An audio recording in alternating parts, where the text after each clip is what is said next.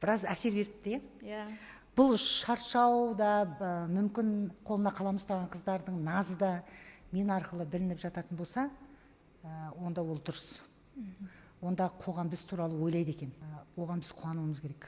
Жалпы қолына қалам ұстаған қыздарды жар етуге жүрегінің түгі бар жігіттер ғана тәуекелге барады.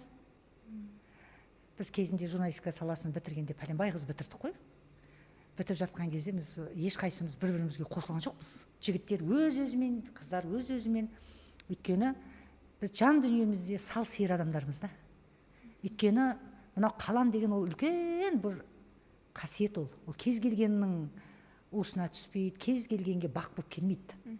Журналистикада оқи бересің, мен адам оқиды, бірақ қаламыңның ұшынан миллион адамның жан сыры, бір жазба бір жолмен түсетіндей ететін, сенде бір қаламның құдіретін еретінде қасиетің болмаса, түйін сөз түйреп айтпасаң, кез келген жерде сөзден жаңылмайтындай дұрыс ақпарат бере алатындай болмасаң, сен ол журналист емессің. Өйткені ол Құдайдан берілетін бақ.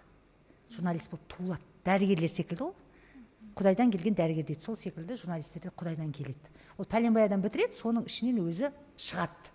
5-6-ауы нағыз Құдайдың бір назары түскен, осы қолына қалам берейік деген журналистер шығады.